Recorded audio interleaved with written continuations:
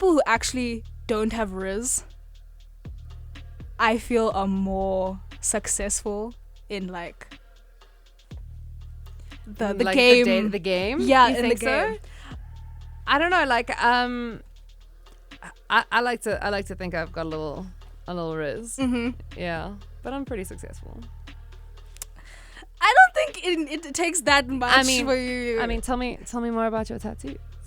Okay, now you're making me nervous. You see, the riz is there. The riz is there. What do you want me to say? No, but see, that wasn't even Riz. That was just energy. Like, you could have said anything in that, like, lean forward, and I would have been like,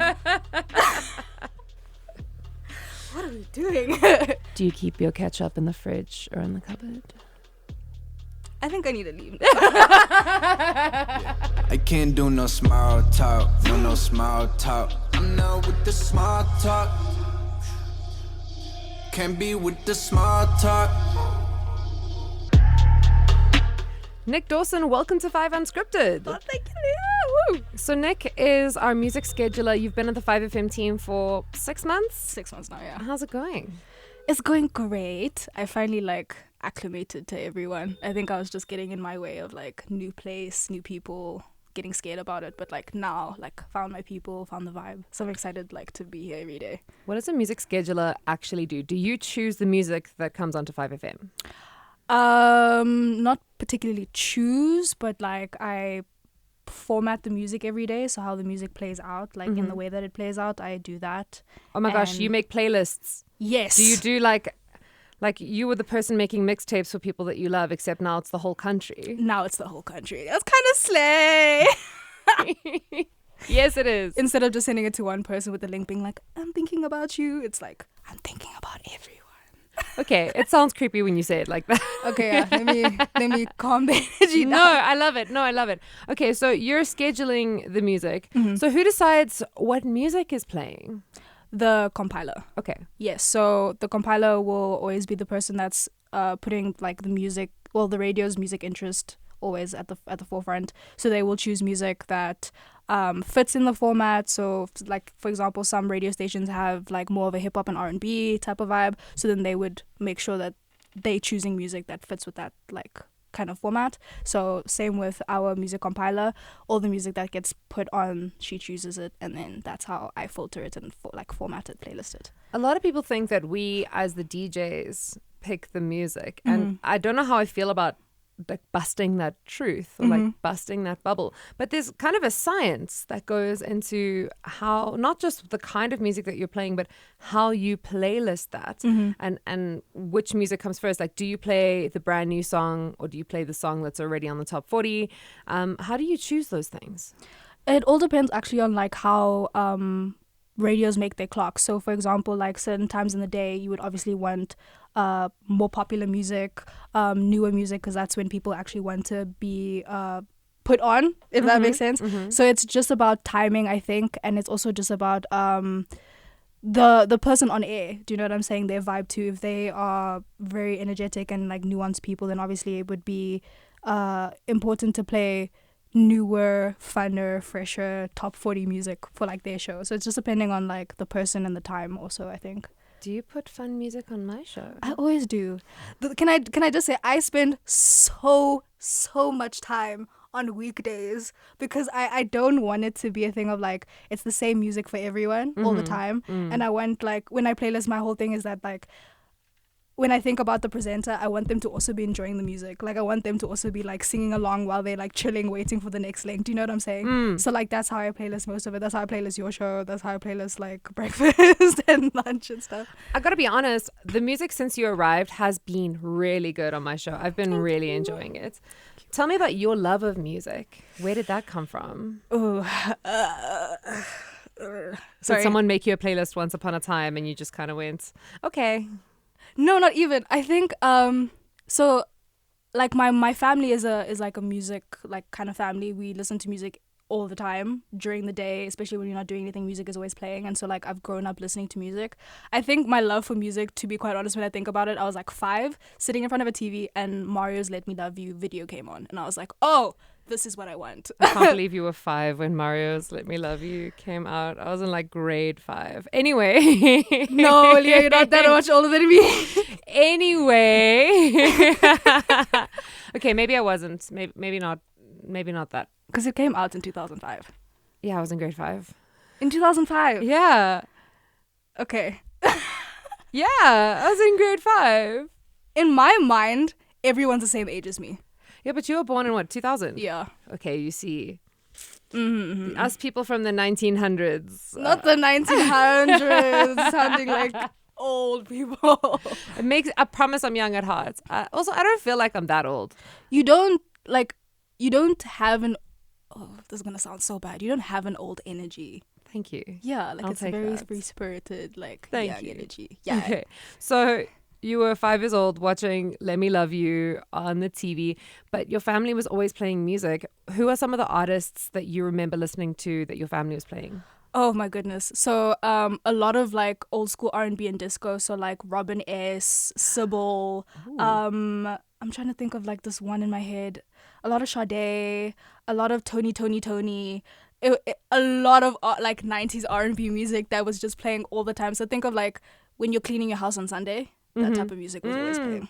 I love that. Like I was expecting like a Michael Jackson, maybe an ABBA, but Not an ABBA, but a Michael, definitely. That's cool. Yeah. That's cool. Robin S is a great shout. I mean, I feel like if you're growing up with that in your house, you have to love music.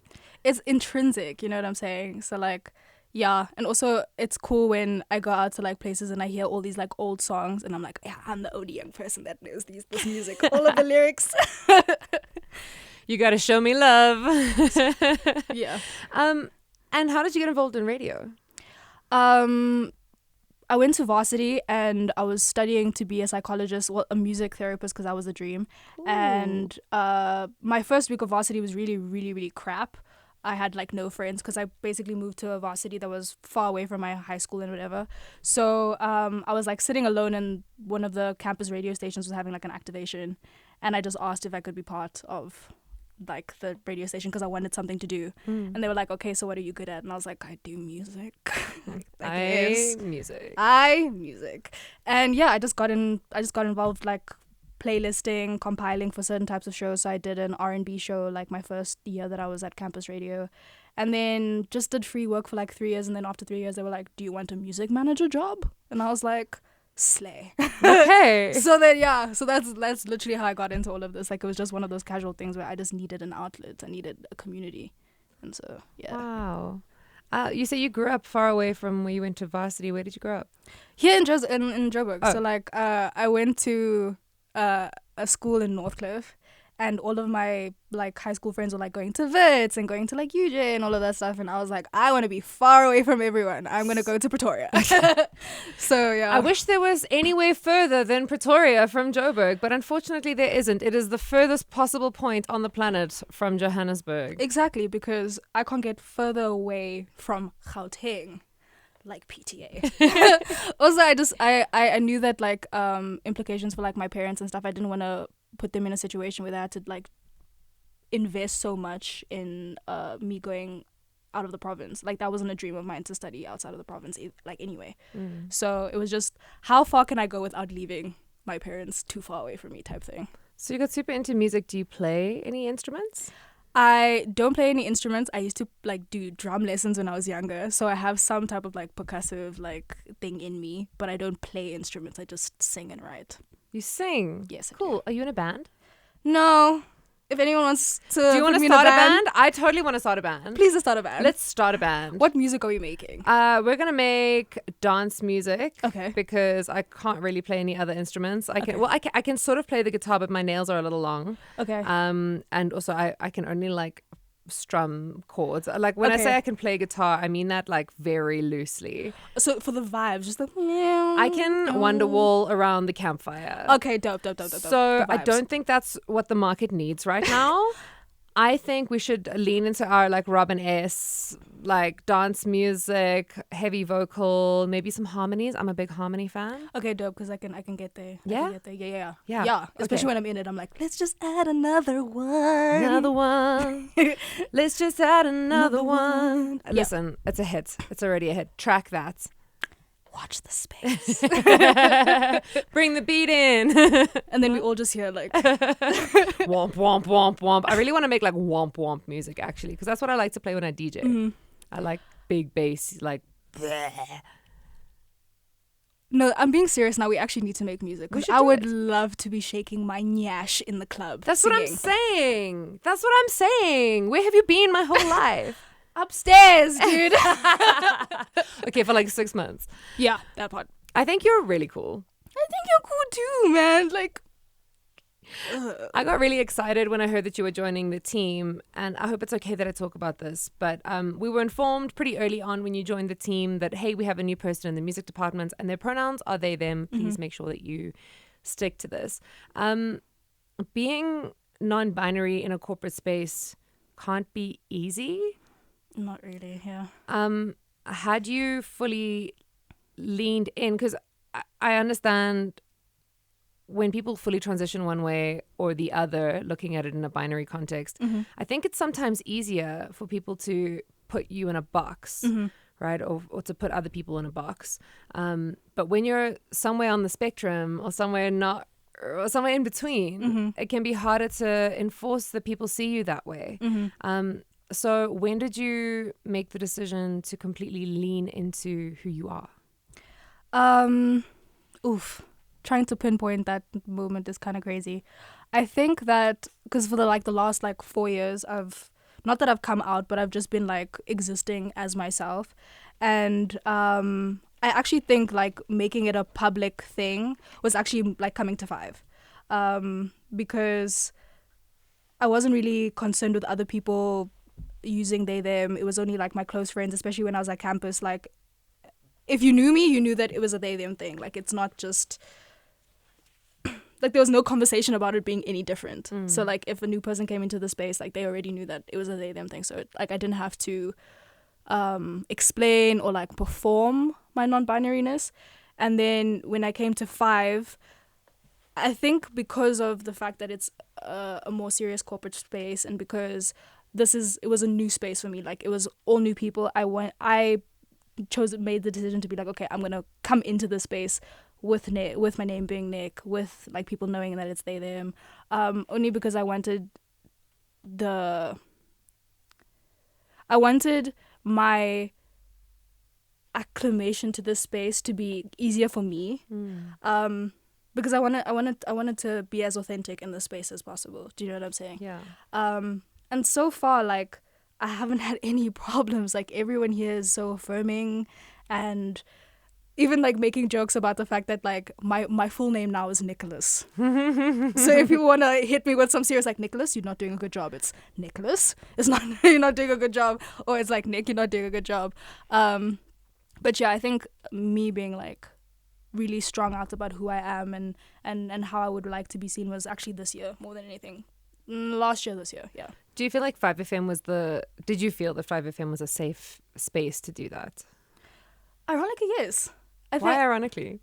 Ironically, because I had this preconceived idea that I'm coming with a lot of newness, and I don't know how people are going to be. I don't know how people are going to receive it, but I'm just going to bash my head on the wall and see what happens. Kind of throw things at the wall and see if it sticks.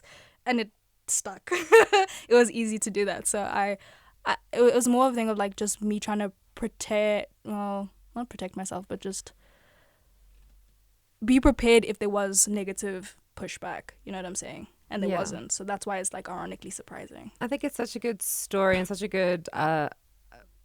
maybe not story, but a great model for other people who also feel like they can't be themselves in their corporate environments, to just go be yourself, dude. Do your thing. Because if you don't enforce it, if you don't affirm that, then no one else is going to step in and affirm that for you. Literally. And I remember the first day I got here and I had to go do my my access card and stuff like that. Steph came with me to go get my card done, and the person was basically asking me they were talking to me about the card and whatever, and they said my full name and they wanted to put my full name on the card, and Steph was no, please put Nik, Nik Dawson. And that also, like, that little moment was also like, oh yeah, it says Nik Dawson. I show up to this place like this. Like, Yes. this is who I am. So even like having small things like that, every time I walk into the building and I see my card and it has my name on it, I'm like, oh, this is a cool place. It is a cool place. Also, I feel like if your name is Nik, you have a 90% chance of thriving at 5FM. Because there's 3 of us. Yeah, we're outnumbered for Niks. What can we say? We're special. But I love that Steph showed up for you and that everybody seems to have showed up and, almost defended when in times, sometimes people in corporate environments do default back to the kind of binary that we're used to. Mm-hmm. You talk about this a little more in your podcast. Yes, I do. Tell me about your podcast. So my podcast, That's a Them Problem. Haha, ironic them. But it's basically, I made the podcast because during the time that I was trying to like learn how to be here and like transitioning between campus to here, like I was having a very difficult time feeling, actually like affirming myself in the space, because I was also like new to everything. I didn't feel like I was articulating myself or showing up for myself in the way that I needed to, especially with new people around. And also at the same time, I was going through a lot of like gender conversations with myself that I didn't feel comfortable talking to not even my loved ones about, because I was scared about what they would think or like opinions that they would say. So the podcast was literally me giving myself the space to have difficult conversations and putting it in a space where if my loved ones wanted to know, they can have their own time to listen to it and take whatever they want that I say in, without having any rebuttal from me, without having any additions to like how they think, and they can take it and they can do what they want with it. But as long as they hear me, that was basically the reason for the podcast. And then slowly it just became this like love story for me to like connect with people, because every single episode it was like a new person being like, oh, I actually kind of experienced that, and like you talk about it in a different way, or like also just talking about stuff that like people in their 20s really struggle with, which is like, like seasonal depression and gender and really difficult relationship conversations and cool stuff like taking edibles and thinking about life. Like it's all the things that encompass just existing and experiencing this really weird thing that life is, but then also from a perspective of like a queer space, from like a queer perspective. And also just a space to build community, because I have this very like disgusting need to consistently be a part of something, and That's a Them Problem is my way of like extending my space to other people, Yeah, you talk about wanting to be a part of something, but I think sometimes you have to create the thing you want to be a part of. Mm-hmm. Literally. So yeah. that was my like move into making a space for people. Yeah. How did your family handle it when they started listening to your podcast? I don't think they listened to my podcast. Oh, okay.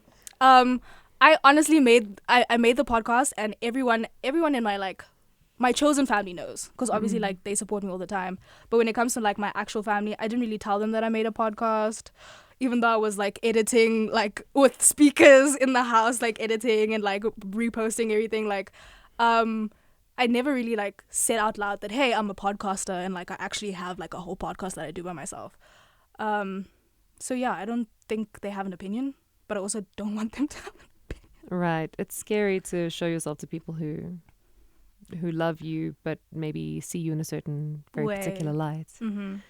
Yeah. And literally like the last time I was on Unscripted, I was talking about like queer issues with Michael, and I was speaking openly, like how I'm speaking openly with you, like, with a friend, not thinking about what I was talking about. And essentially like that unscripted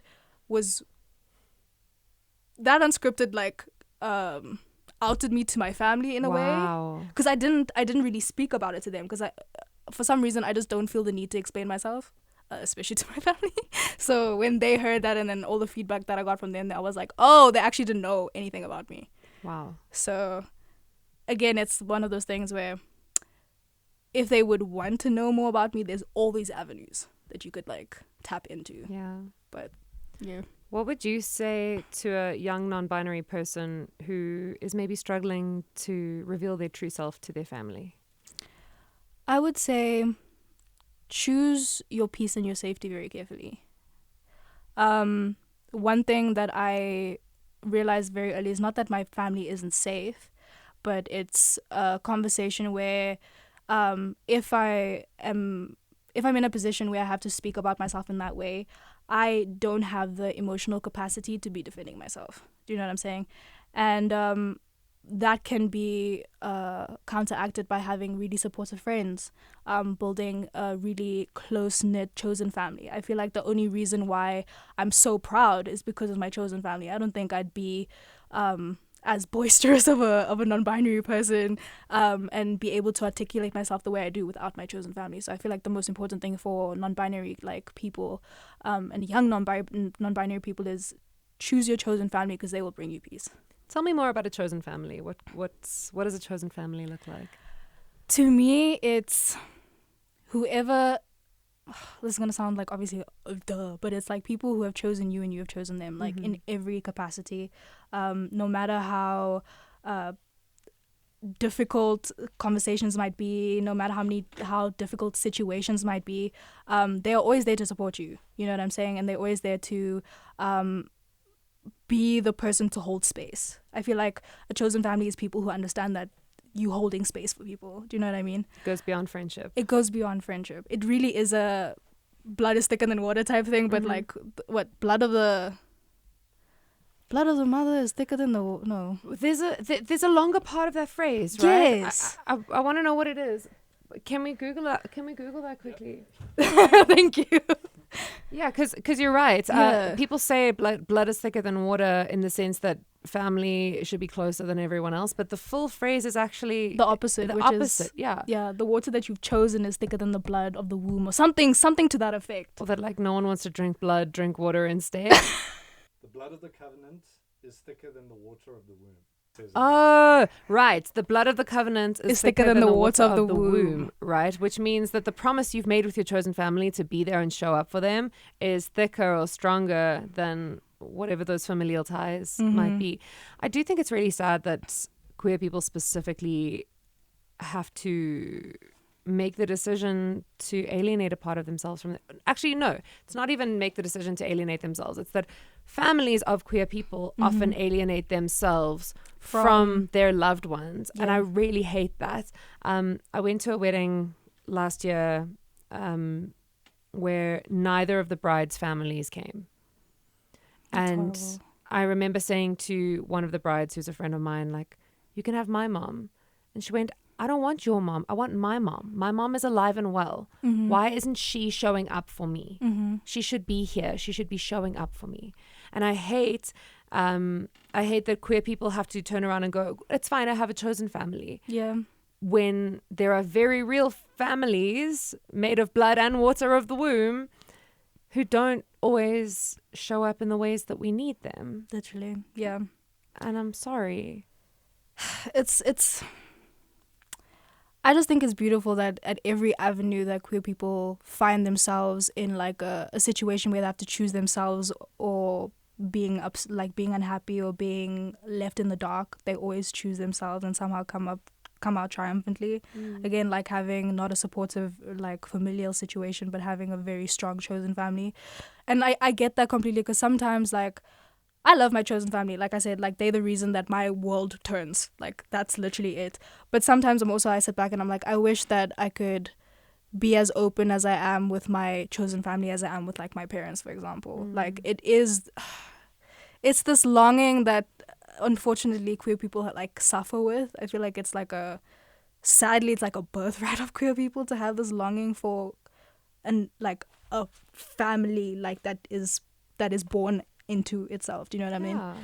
So I don't know, it's an awkward situation, but again, it's one of those things that like we find ways to move through it without spreading even more alienation across everywhere. You know what I mean? It is amazing how in that isolation what we found is, like you say, family. We've banded together in this most amazing way, you know, as a community. I think queer people are, I mean, not just because I'm part of it, but I think the best of all the communities out there. Like, no, but tea. I'm not, you know, no tea. Like, I'm not saying we're better than everyone. I'm just saying. I'm saying we are. I'm so sorry. I'm saying we are. And like every subgroup of people have their issues, of course, but like I think the driving force of queer people is that it's openness and it's love at the forefront of everything. And I feel like that's also why I'm so proud and also so like in people's faces about the fact that I am queer, because it's like, you need to get into this. Yes. You need to tap into this channel, friends. Yes, and I'm feeling it. So, yeah. I see your Keith Haring tattoo. My Keith Haring tattoo. I'm an art hoe. Can I say that? Yeah, you can. Okay, dope. Right? Yeah, I'm an art hoe, an art kid at heart, yeah. Tell me about the connection to Keith Haring. I've just like always been an art kid. A lot of the time, like growing up, like I said, I haven't felt articulate most of my life, and so a lot of the ways that I could express myself to people was through art. And I have a lot of key artists in my brain that I always go back to when I reference my own art, when I do my own visual like stunts. And Keith Haring is one of them because it's so simple but impactful. Like it just, I don't know, also in my brain, I think in cartoons, and for some reason Keith Haring's like paintings and his designs, they make features in how I think. So it's just one of those things where it's just a part of me. And plus like the sunflower thing, I feel like it gives me, like it's definitely giving you. But I mean, I also love Keith Haring because he was a huge advocate for gay rights, and ultimately ended up dying of HIV, which as a pandemic was completely ignored, particularly in the United States. I mean, here it's almost a different story because of the prevalence, but when it was seen as a gay disease, there was no public health care, there was no information drive, there was no condom drive, there was no widespread testing. Those things were those services were denied to gay people, to gay men specifically, who are a high-risk group for HIV. Yeah. And Keith Haring, being the person that he was, the artist that he was, it never goes unnoticed to me when I see a queer person rocking a little Keith Haring in a tattoo or on a t-shirt, because for me it says, I see you, I see how far we've come, I see the rights that we've fought for, because they've been fought for. And I think a lot of young people don't realize how much has gone into the fight just for our right to exist. To breathe in the same spaces as other people is crazy. Yeah. And I mean, young queer people definitely have their issues, but I think we are living in probably the best time in the history of the planet to be queer. Right? Our communities are loud and proud. We can have big pride parades. South Africa was one of the first countries to legalize, to have pride, to legalize gay marriage, and even that wasn't all that long ago. That's you know, true. when you think about the fact that like the UK only made it legal for gay people to get married in, I think it was 2005 or 2006. It's jarring to me that that's an actual fact. Like after Let Me Love You was released. You know what I mean? Let Me Love You is older than queer rights in the United Kingdom. Don't you just love queer history? I do. I really do. And I love that we get to be a part of that history. I love that being a non-binary person in a corporate environment is not something that someone did 10 years ago. Or openly did. I feel not a weight, but I do feel the importance of me being here too. And not in a like, oh, I'm the special one. Like, no, but like, special. Oh, thank you. I think you're special too. To make me blush, because then the train of thought is gonna leave. But like, I think that like, it's just important that the fact that I'm just here, the fact that like I can show up every day and be the NB person in the space, and not force people, but always invite people to question their mundane every day. Yeah.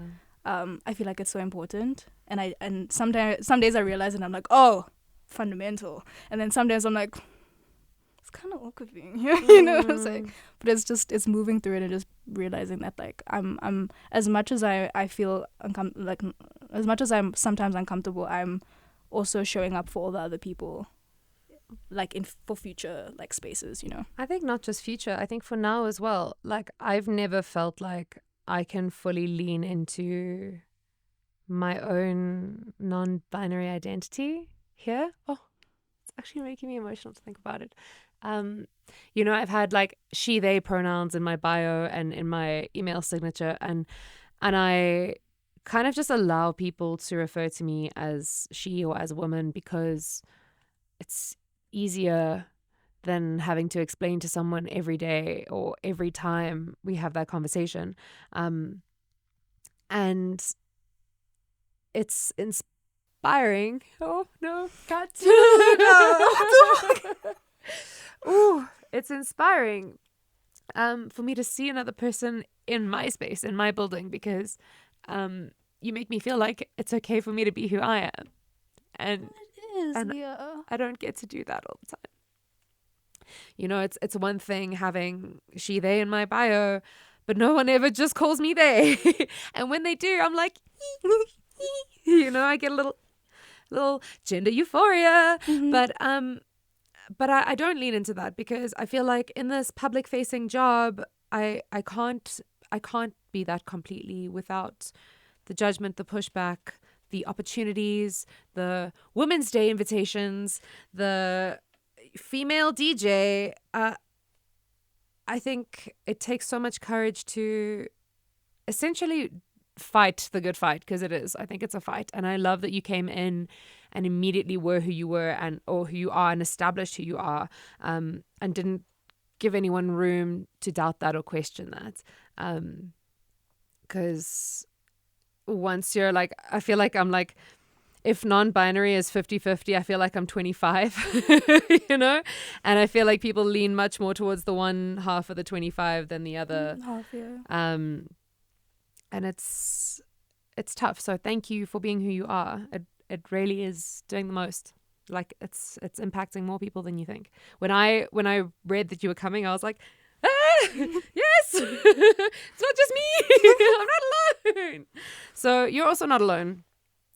I can't express Sorry. how like warm my heart is, dude. And like, can I just say I love you, my yellow bean? Because we yellow beans together. Wait, that's That this way. way. I'm at this one. I do this. Baby yeah, hearts. the little tiny baby hearts. Baby hearts. Yeah, dude. It's love you too. This is so beautiful. I did not Ah, expect like I never expected it. I never expected it either. Oh my god. This is not going in the promo. Can I ask a question? Yeah. When did you like discover that part of yourself?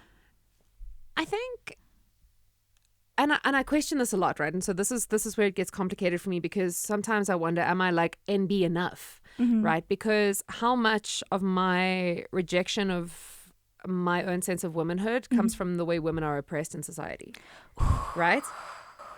Right? So like how much of my not identifying with womanhood and what womanhood means is because what womanhood has been, like what's been imposed on womanhood is something I don't identify with. Yeah. And so it's hard for me to really pinpoint what that feels like or what that means. And when I realized that people could use multiple pronouns or that you could be a she, they, that kind of stuck with me because, and again, it's also, I think, why it's less simple for me, because I think the correct term for me would be like demigirl. And it's like, then people start going, oh, there's like 5,000 genders now and you can be like, I identify as a horse. And I'm like, okay, cool.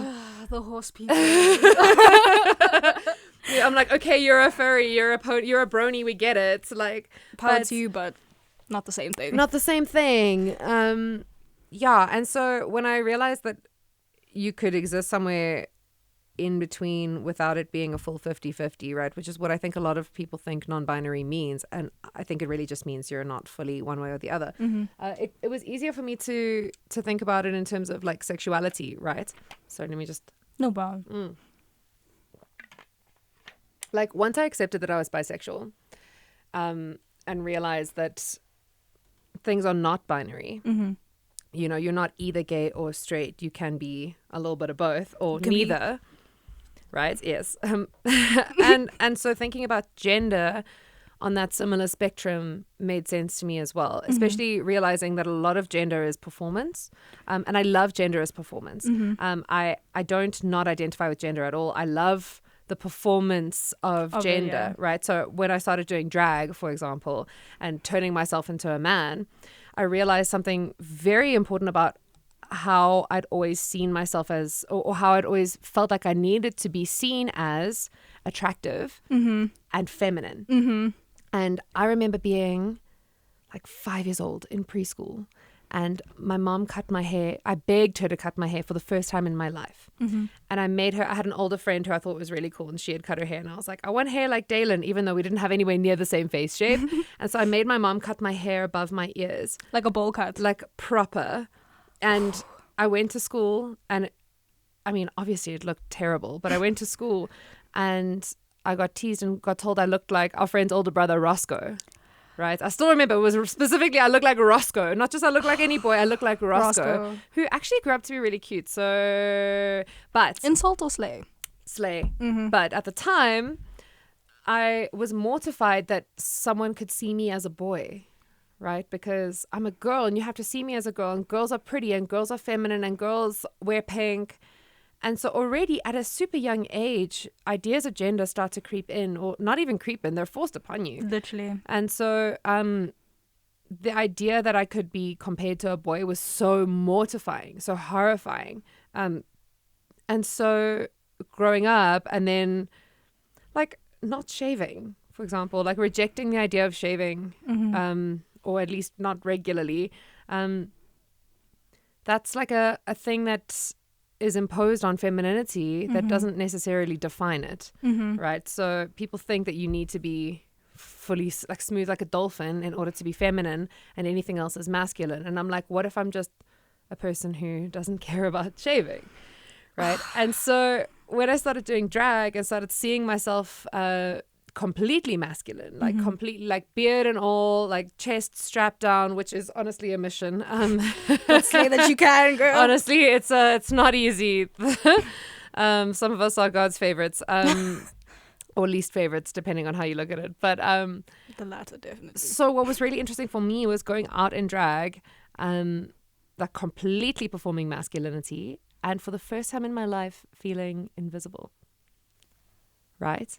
As AFAB people, as feminine people, and as women, we are so used to people looking at us all the being time. perceived so deeply, and it's like it makes it uncomfortable to exist. Yeah. And it's not something that I even knew or realized was happening until I went out looking like a boy and no one looked at me. Because also you're self-conscious, right? Like you're going out, you're like, oh, I've got this beard painted on my face. Like people are going to see that I look a bit weird.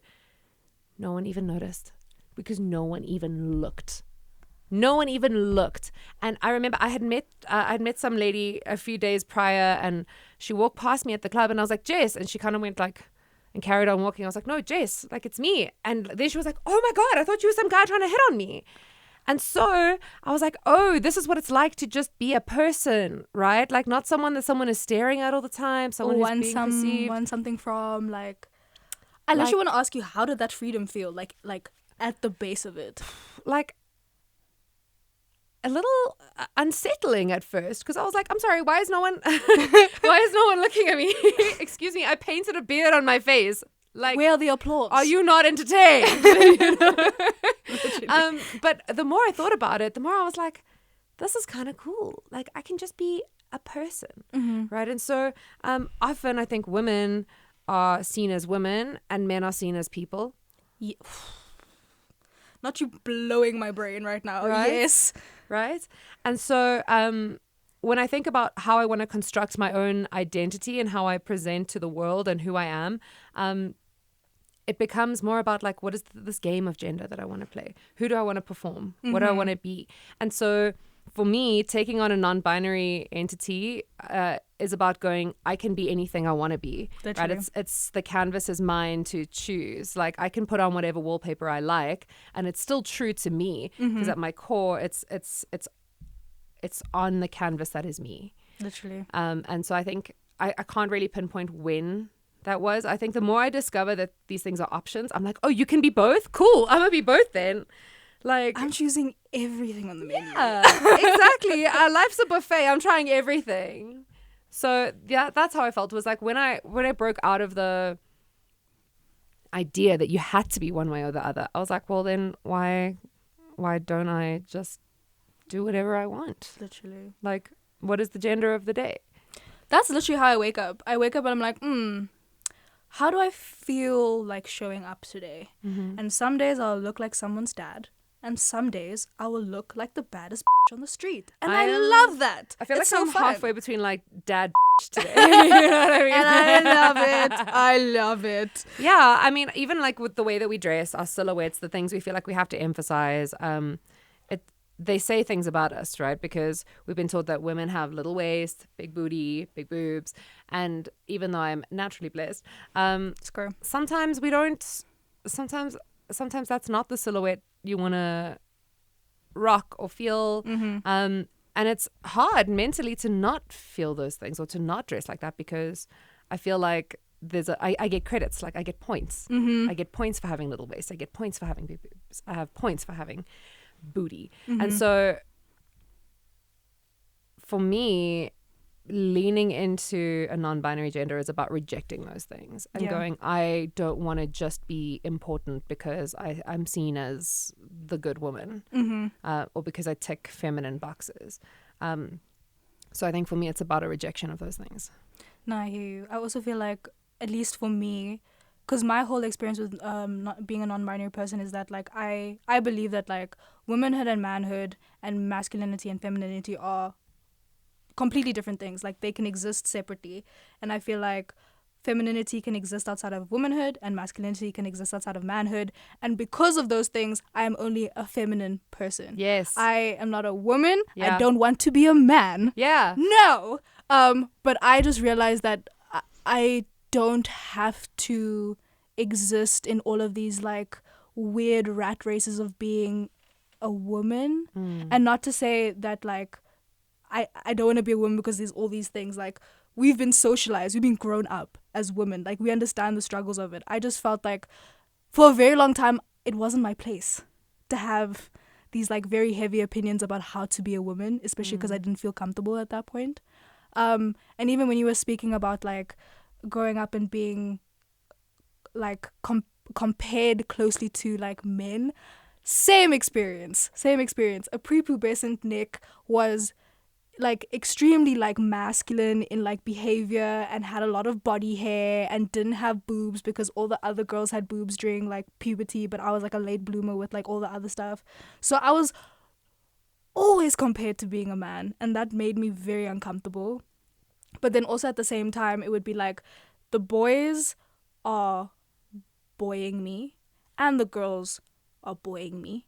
So no one's giving me an explanation as to, okay, so what should I be feeling? Because everyone knows I'm not a boy. So what now? Type thing. And I literally, in preparation for this, actually I'm going to read it to you. Because I feel like if this is how I feel, this is probably how you feel too. Hit me. But it's from a TikTok Instagrammer called like Ezra Michael, and he was explaining his like journey with gender because he's a trans man. And so like I took basically his video and like edited to my own experience. So like this is how it goes. So I was born girling as a girl. Then all the girls and boys were boying me. So I was like, okay, I'll just boy like a girl. So I started girling as a girl and I boyed as a girl. And I kept watching the boys boy and the girls girl. And I was like, I really want to be girling.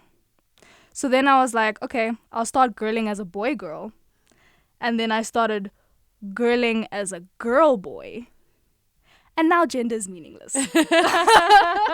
Yes, exactly. I love that. I absolutely love that. Yeah, that feels right.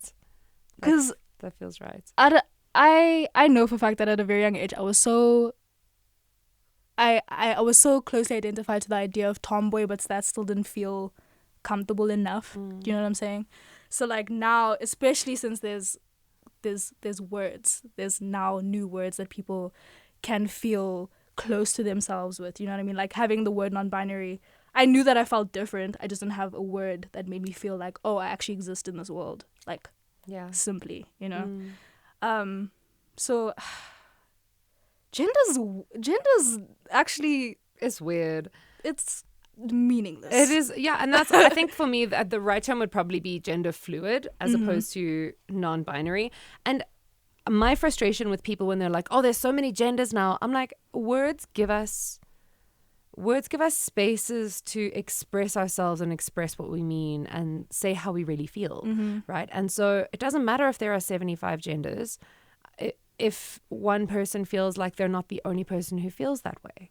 You know, we identify with things because they allow us to connect with other people who also feel like that and to help us feel a little bit less alone in this cruel, cold-ass world. Literally. And it's a thing of like